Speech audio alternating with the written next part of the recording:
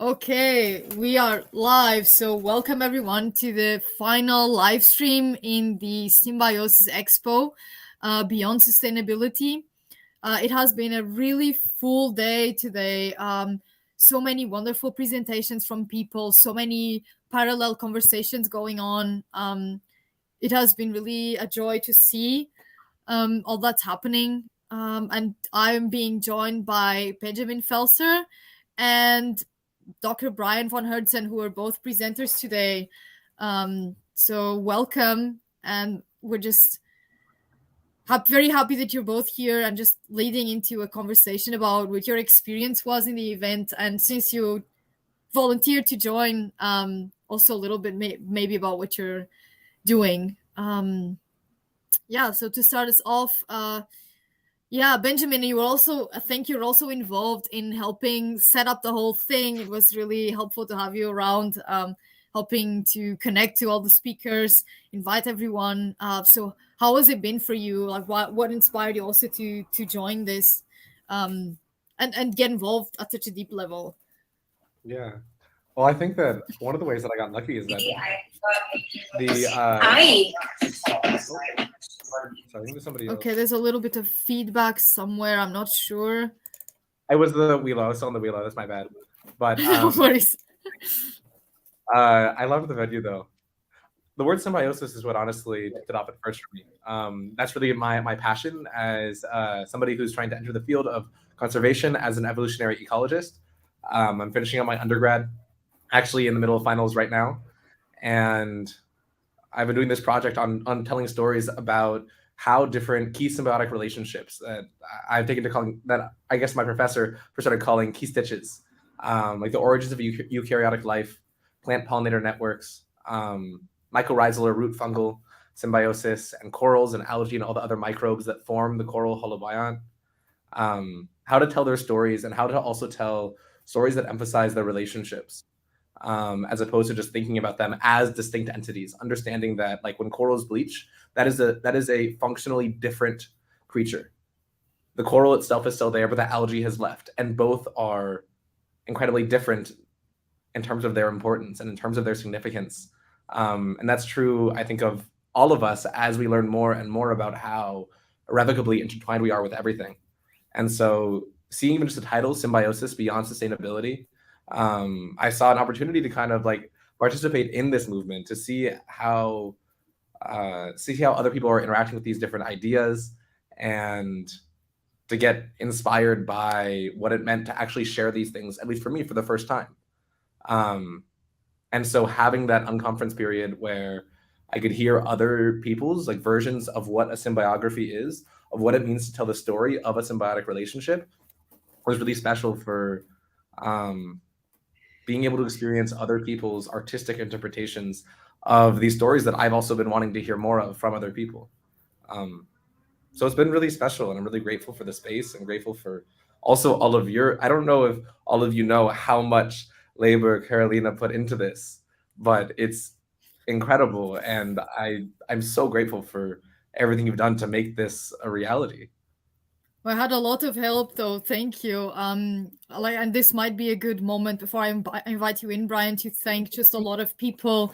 There was a design team, but I really enjoyed how this event was kind of a co-creative, because if you heard about what the idea was initially, it wasn't that different from a standard conference type format. But as we created these co-working slots and we started talking to people in the community, as we invited you, Benjamin, we talked to Harriet Brenard, Cassandra Goodmanson, Alyssa Fleet, everyone that was kind of joining the conversations brought their own suggestions.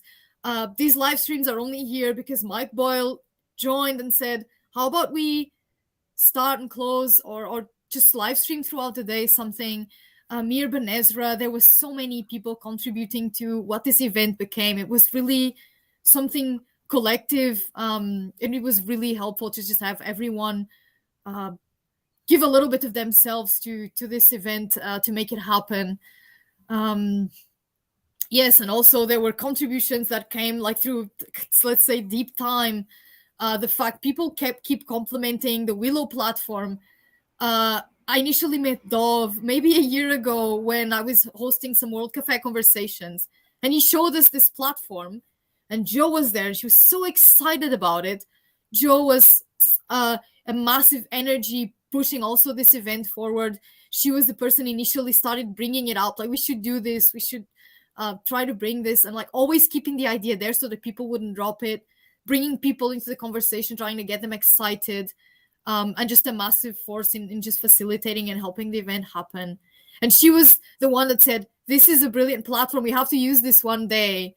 Here's the opportunity."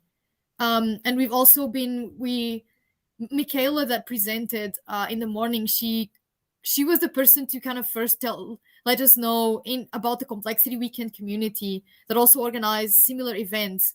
And ever since I joined around a year ago, their first Complexity Weekend, I've seen multiple people from GRC also facilitate there. And we always cross promote Complexity Weekend there.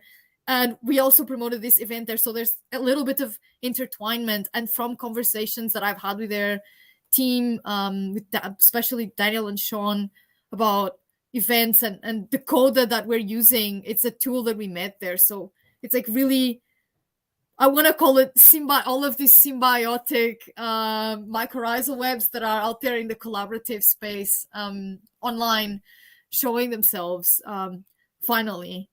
And it's interesting that you brought up coral holobionts, because then I'm going to invite Brian, because he is actually doing some work to reverse coral bleaching, and I cannot help myself to invite him to talk about it. Oh, thank you, Carolina. Yeah, it's our research over the past dozen years have actually upended the conventional wisdom that coral polyps always eject their zooxanthellae, because when we did cool the water by 0.5 degree Celsius, the corals came back to full color within 24 hours. And the only way we could explain that is if somehow the zooxanthellae had been deactivated, but still present within the coral tissue. And so I think there's a new science emerging of an improved understanding, because the reality is if we give nature half a chance, she'll rebound with exponential bounty. And that's what we found in reality. The zooxanthellae weren't gone. They're just hiding. And those are the kind of out of the box, innovations that we get with boots on the ground and fins in the water, actually building these things. This session, the last 24 hours, I think it's been a great start to the GRC Expo. And I think we are able to basically test the technology, make sure it's all working smoothly, and then find good ways of connecting with core members that can help to really grow GRC and GRC Expo in the years to come. And I think there's an opportunity for us to frame the value propositions that we'd like to put forward in a way that will connect with people outside of our circles and enable a greater adoption. This is a great platform that has enormous scalability potential, and it's all about reaching out to those circles that may be a little bit broader and enabling them to come in and understand the potential of regeneration and giving nature a chance to rebound in the seas and the soils. Yeah, thank you. Wonderful to hear from you as always, Brian. Really inspiring work. And by the way, congratulations on recently. I think everyone in the GRC might have already heard about this, but anyway, congratulations on the X Prize. So marine permaculture is one of the 15 finalists to the X Prize competition. And I guess this must be really great to feel after so many years of work to get this finally someone from that I don't know, maybe someone that I wouldn't call exactly within the circles of permaculture and this more regenerative paradigms to look at it and recognize here's a great example of what you just said, I think. Well, thank you. We're so grateful for this global recognition. I think it's a great opportunity to showcase the fundamentals of the dozen permaculture design principles that can apply to our soils as well as our seas. And I'm working with Dave Holmgren now and with Scott Spilius to actually publish an article on applying those permaculture design principles to the ocean. And we're hoping to have that out later this year. So I think there's huge opportunity for us to apply this kind of integrative design thinking to our natural environment, and look forward to collaborating with people across GRC and building broader circles that enables GRC to grow and enables the Expo to become even, let's say, exponentially greater impact in future years. Yeah, thank you. And I'd also maybe like to invite you to, since you were at the event and you joined some of the other conversations, since you're kind of the representatives here at the moment. I was unfortunately unable to join most of the conversations, just holding the fort at the unconference. But I would love to hear some things that you took from presentations by other speakers about other projects. If you'd like to, anything that stuck with you. Ben, did you want to go first? The thing is, I was really wanting to see more, but again, it's the middle of my finals, so I ended up working pretty much on the other work that I have due in the next couple of days, most of the time. But it was really special just even hearing a lot of, even like in the session that I was leading, was really hearing about other people's work and learning about how people are trying to change the stories that they're telling in their own communities around like watershed management, around how we're all connected to these like fluid systems that connect all of us. And I think that it's something that I'm really excited after finals to be able to watch more of the presentations. But it's always special to kind of like emerge from this kind of like bubbled space of this like small, like, I go to a college that has like 1,800 people. It's in like in Coast Maine, and to be able to kind of extend beyond that and just even see like little bits of like all the things that are happening in the world, like in this field of regeneration, that when like I'm isolated where I am feels like something that is very few people in very few places, but is just like even in like the little like the few rocks I was able to upturn in the time that I had today and the few days like leading up to this. Just I feel like there's so much. It's so exciting. Like, I don't know. I'm grateful for everything that. In many ways, I think this last 24 hours is a great, almost an orientation experience where we're able to see the potential scalability of the Welo platform for GRC expos in the future, being able to see the potentiality and the limitations. I think it's a great way to get people oriented and started on those conversations. And that's a great beginning for, actually scaling these kind of events in the future. So it was really good to see how it worked, make some connections, understand the global reach of the Expo and how we had participants from Europe to the Americas to Australasia to the Ukraine. I mean, literally all around the world.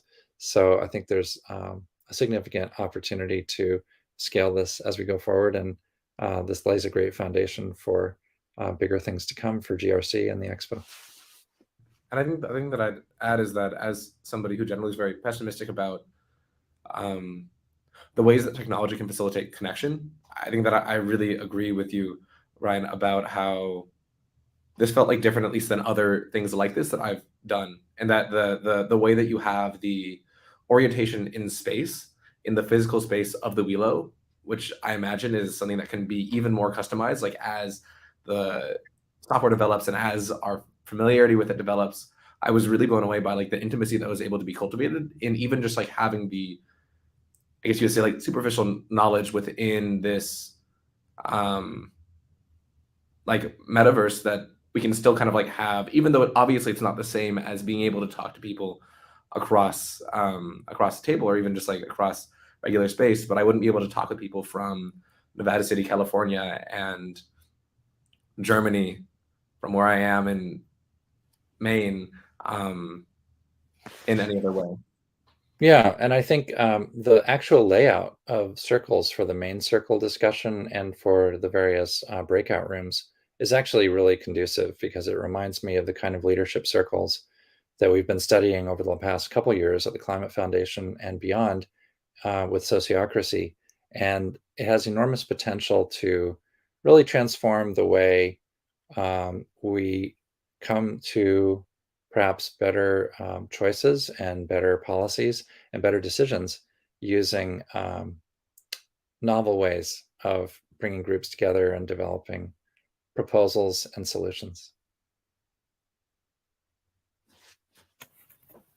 Yeah, and I one thing that I also really, for me personally, I like to emphasize, because to me it was one of the strengths in GRC, is just the diversity of people that you can find. And even in the presenters, we had such different projects and people from all kinds of walks of life, and also coming from different backgrounds, not only locations in the world, also different ages. And I want to bring this up. So we've got here in this live stream, we've got Benjamin, you're an undergraduate student, and Brian, you have a PhD, plenty of published materials. You're leading your own organization. So in the Global Regeneration Collab, you can really find people at all stages of life and exchange ideas. And sometimes feels very generative, because if you're sometimes even working with people who are always great leaders in their field, but maybe you talk to another grad student, and what could come out of there's fresh new outlook and perspective on whatever work you're developing. And I think this is one of the strengths in GRC, just being able to connect with people in different fields and different stages in their lives. Is who knows, a lot of the conversations are impromptu, or you come in with an idea of what will happen, but then there's always that flow of let the conversation take its course, see where it leads you. And a lot of collaboration just end up showing up randomly, when you weren't thinking that you would connect to this person on that day, and that you would end up doing something together. I agree. Yeah. Yes, and I was wondering, maybe since we're here, I would invite both of you to let us know a little bit more about the work that you want to be developing in the future. Benjamin, so you're about to finish undergrad. Like, what are your hopes for the future, for your next few months or years? Question I've only gotten a couple times in the past year. Yeah, so I am most immediately, I'm going back to work as a supervisor at this Jewish summer camp that has been a home to me for a lot of my life. And I think that out of that, like my hope is to really learn how to support on the ground community-based conservation work. The current project that I was sharing here is called it's Key Stitches, Symbiographies for Distress to Earth, which is a name that came from my professor, Dr. Hilary Thompson, who is a literary critic. And she and one of my other professors, David Carlin, who's done a lot of really interesting research in corals as well, and parrotfish in coral ecosystems. They were both my mentors and my advisors in this project. I started off writing 4 core pieces about each of the symbiotic relationships that I mentioned: the origins of eukaryotic life, coral holobionts, mycorrhizal symbiosis, and plant pollinator networks, and found that that wasn't really fulfilling the ways that I wanted to tell those stories in kind of like a long form traditional science communication framework. And so I started just like every week for an hour, just like writing and seeing what ideas came from that. I ended up writing 12 poems over the course of that time, 4 of which I shared in the presentation that I gave for this, which are the symbiographies, or the embodiment pieces for these relationships, trying to figure out how we can tell stories not about individuals as agents, as protagonists, but as specifically relationships, how relationships evolve, what different like ecological pieces also interweave with them, and how what we really should be fearing and also stoking resilience, what we should be fearing is that disconnection. And what we should be stoking resilience in is those relationships. It doesn't matter if we plant homogeneous stands of Douglas fir if we're not caring for the soil as well. It doesn't matter if we create massive habitats for coral reefs if we're not considering the conditions, including the possible pollutants and stresses of overfishing that are going to impact the corals and the algae that inhabit them. And that's often lost even in a lot of conservation biology, and especially when it goes into the for-profit pieces of it that are coming up now. So how do we tell those stories in emotionally poignant, meaningful ways that don't kind of paint them as things that people are perceiving out there, but can actually develop meaningful, if even speculative, relationships with them. And in this part, learning how to also share that, to help open spaces for people to build those relationships and whatever creative practices are meaningful to them. Also, I want to my just computer. Yeah, I'd like to add to that. I learned in recent months that the biomass of humanity on the planet is equal to the biomass of ants on the planet as well. There's a difference, though, and the difference is that the ants harvest and consume 10 times the biomass every day that humanity is able to consume directly. And yet, even though the ants, let's say, harvest 10 times as much, they do so in a way that's regenerative, in the sense that it doesn't actually extract a lot those bad things from the planet. It doesn't harm the planet ecosystems. In fact, it helps improve permeability and porosity of soils. It performs ecosystem functions, etc. So humanity is directly consuming 10 times less biomass, and yet we've been causing all this harm. How do we obtain a sustainable yield in a way that's much closer to the ants and a lot less like the extractive processes of the last millennium, a lot less like mining, and maybe a bit more like regeneration? So that's one of the metaphors that comes to mind from your comments, Benjamin. Yeah. Oh, I love this. Go ahead, like please. The goal is like learning how we can. When we talk about symbiosis, we're talking about normally two individuals. That's what that mostly comes to mind. And the holobiont kind of, it shows that it's a lot more complex than that, and everything we're learning about the microbiome, because it's how can we as humans, and specifically the humans that are like in industrialized nations in the global north that are the source of 92% of greenhouse gas emissions. It's obviously primarily militaries and petrochemical companies, but also like using our power and privilege as individuals in these areas, at least speaking for myself. How can we kind of like regain those connections that we've really lost?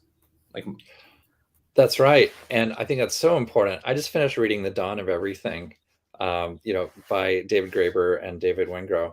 And what fascinated me about this is they found archaeological evidence for human cities that had no center of government. They had no giant palaces. They had no, large taxations and standing armies and all the rest.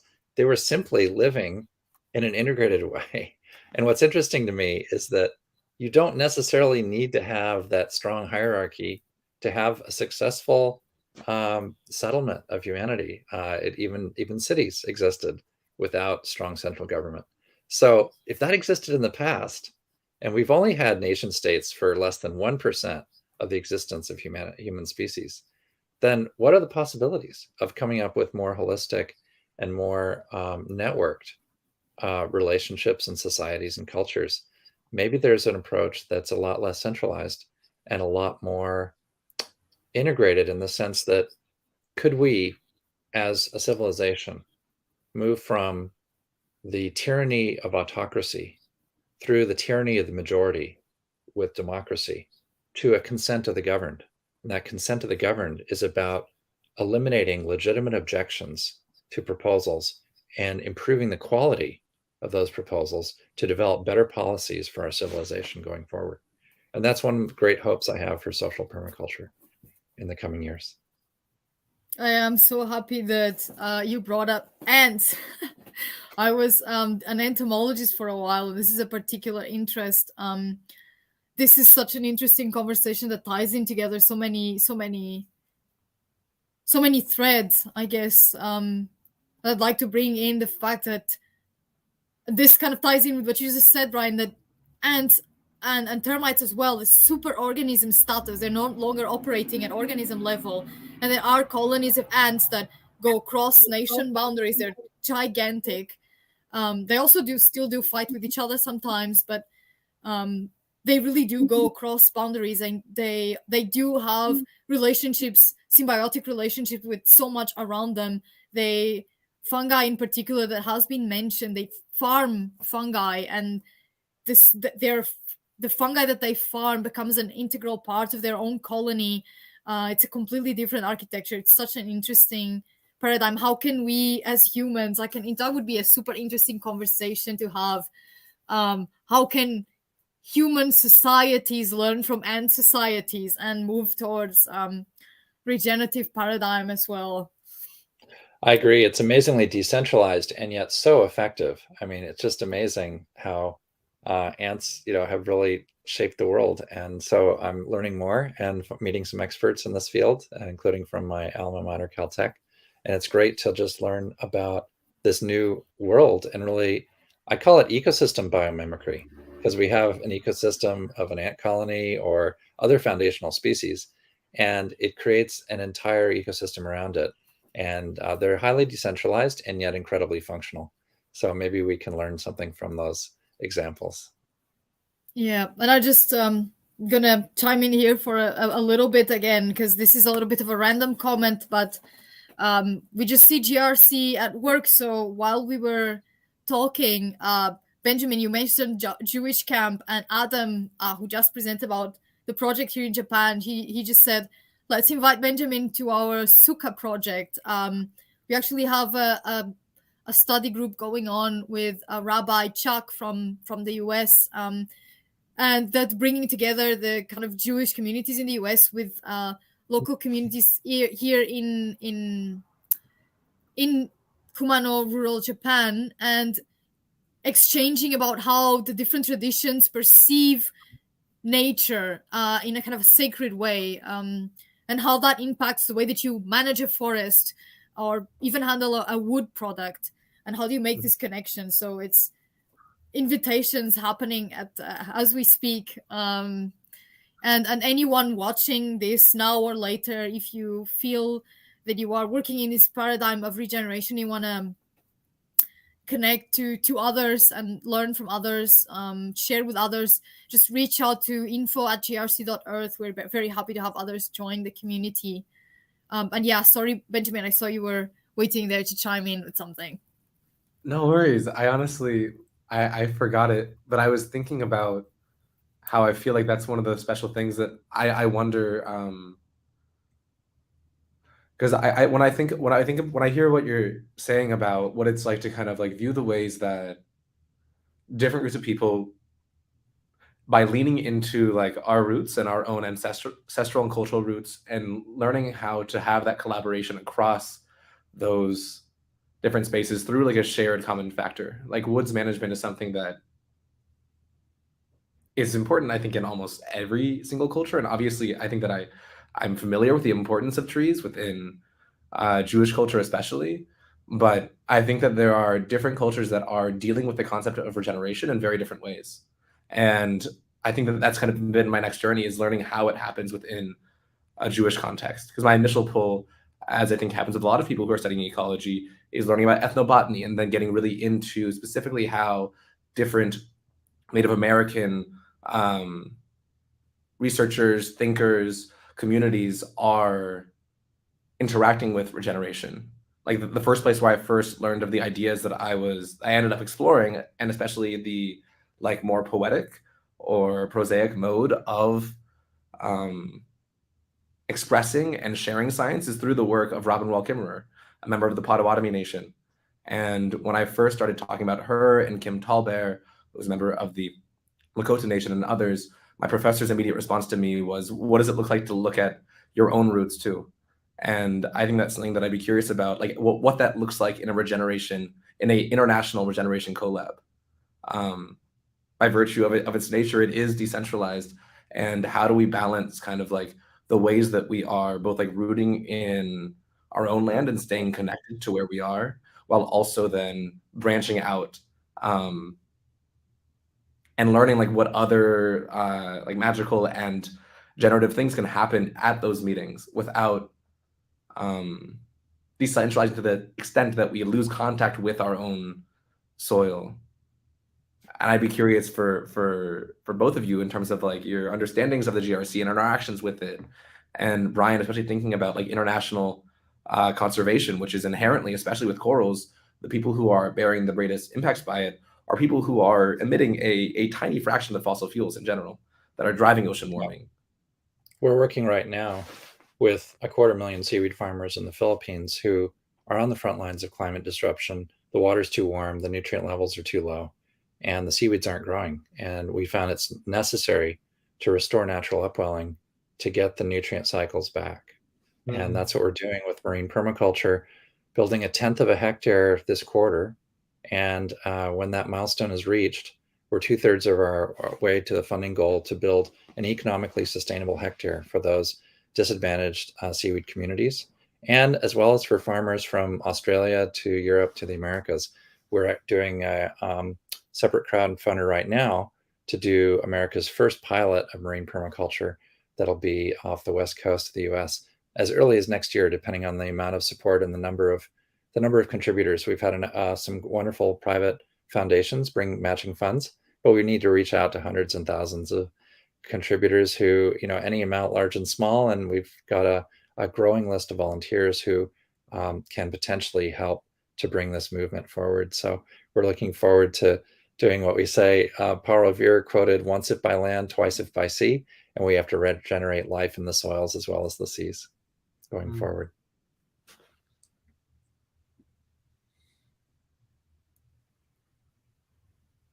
Okay, yeah, thank you. I just dropped also the link to the fundraiser to the campaign in the chat for anyone that might anyone that might want to contribute, who is watching and feels inspired. And I would also like to say that we're leaving the Willow space open, and all of the documentation for the expo, we're not going to delete any of that. So anyone wanting to just find ways to connect with the presenters or how to support their work, it's all there. It's very easy to find. And maybe I'm also might drop the link tree again there. Thank you again both for sharing. And actually this point that you brought, Benjamin, and inviting other people to consider it's interesting because I have seen it come up, and that thought was provoked. I was reading the same book, and then we were having a conversation in the Regenerative Insights Circle, and Isaac Kinney happened to be there. He's a tribal leader in California who is a member of the community, and he said, well, people in Europe need to connect to their to the tribes of Europe. Do people know who their tribes were and what they were doing? And actually this led me back to this whole journey, because in my hometown in Portugal, it's called Viseu, and it's all about Viriato. It's the city of Viriato, and Viriato was a tribal leader back in the time of the Romans. And he was the one to unite the tribes in the area to fight against the Romans 2,000 years ago. And this is still celebrated today. You can see the place where the battle happened. There's still Roman roads preserved. And there is like that sense of, but are we looking at only the history, like the military part of it? How about studying a little bit how these tribes at the time were living in nature? How did they do agriculture? We have kind of lost in Europe that this knowledge. We may know who our tribes were, even if we think back a little bit, but how much do we actually know about them and about their way of living within the environment, and how did they connect to it? How did they look at it? We don't know, and this could maybe be an interesting like study circle or conversation to start in the Global Regeneration Collab. That makes a lot of sense. I think understanding our prehistory is essential to understand who we are as humans and what is the potential of our civilizations. Yeah. Okay, I'm gonna thank you so much to both of you for joining. This has been a really wonderful way to kind of close out the event. I really enjoyed this conversation. And thank you to everyone who joined. It was a really wonderful day, a lot of different perspectives and conversations. And just drop us a line at info@grc.earth. Enjoy the Willow, explore, play with it, reach out to the presenters. And stay in touch. If anyone has any feedback, Again, you can just email that to us at info@grc.earth. We'd love to hear it. For members of GRC, you can just drop us a line on our Slack. Yeah, and thank you again so much for everyone who joined, And thank especially you, Carolina. Thank you for curating this wonderful GRC Expo. I mean, it wouldn't have happened without you, and your energy is commendable. And just bringing all these people together, it's a great connection. So really, thank you for curating this wonderful event. Yeah, it's been Thank really you so special. much. Thank you. Wonderful. Okay, thank you everyone, and have enjoy the rest of your day. Have a good evening, morning, afternoon, wherever you are, and see you again soon. Thank you so much, everyone. Thank you, Carolina. Take care. Bye, Benjamin. Bye-bye. Nice to meet you. Bye. Bye.